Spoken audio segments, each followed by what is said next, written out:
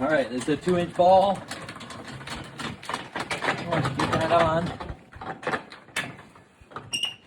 just make sure you got both of these connected in, and that when they're hooked on, that they're not dragging on the ground. And then this uses a 4-prong connector. Get that connected on. And then lastly, this pinches down, and then you put the pin through it.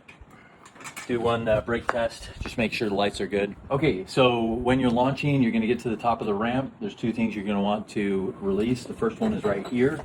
So you'll pull this back, pinch that down, and then it's released.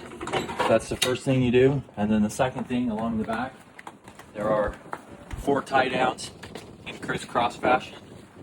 You wanna remove those. Once that's pulled off, then these are free floating.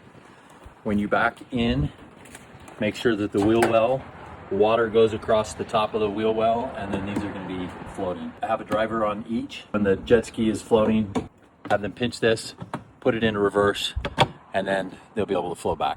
In order to start them up, there are keys and a safety harness. So the key goes inside here. When you hear it beeping, you know it's on. Safety harness, you take this black clip and put it underneath, pull that out, and that's ready to go. Now if you hit the green button, it will start up. The red button stops, or pull that out and it will stop. Okay, both tanks are full. When you bring them back, make sure that they come back with a full tank of premium unleaded gas. You open this up and you'll see right inside here, there's your fuel tank. You've also got inside each of these fire extinguisher. When you pull them back out, this is a water vinegar solution.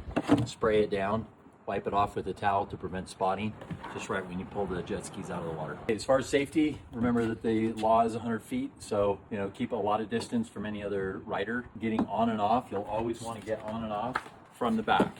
If you get off or on from the side, you risk it tipping over. If it does ever capsize, come around here, you'll notice if the jet ski is upside down, this tag will not be upside down. But make sure that you rotate it in the direction that it's listed. Otherwise, the engine will flood and you'll be in a world of hurt. Okay, when you're coming in and out of the beach, you just got to remember the jet skis are going to suck up anything that falls right here. This is the grate where water sucks up and then shoots out the back. So it can suck up rocks, weeds, it'll suck up ropes, anything that gets in its way. So please be sure that it's free of debris.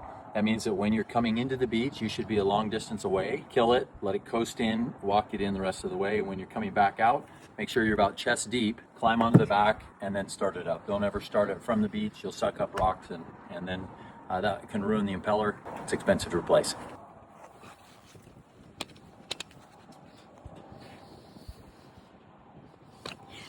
So each of these is equipped with a reverse. You pinch it and pull back. What happens with the reverse is this sleeve, when it's in reverse, is going to slide over the outside of this propeller. Basically what that does is causes it to go backwards. However, don't think of it as a reverse. It's not a strong reverse. It's a slow coast to stop. So that means if you've got 2 jet skis that want to come together, just plan lots and lots of distance. Also remember, if you ever turn off the jet ski and you're coasting, you have no control. So your best friend is to keep it running, give it some gas, and turn away from the object that you don't want to hit. Life jackets. Life jackets need to be worn at all times. All drivers, any passengers, always. Okay, if you are using the tow, remember, you always connect it to this U-bolt. Never connect it to this, don't connect it to this. It always goes through the U-bolt. And once it's connected to that, on the other side, you're gonna connect it through this hold, okay? That's how you connect it safely. Always, always, always, if you have somebody in the water, falling off the tube, you're gonna use a flag. That means that you've got your driver facing forward, you have a passenger facing backwards with the flag, and then you have the person on the tube. That's the only way to legally operate a jet ski pulling somebody behind you. Each of these has all the right documentation and paperwork, license, registration, AIS certificate, active registration. So if anybody does stop you, make sure that you have your lease agreement close at hand, and those are the only documents you'll need, along with your driver's license.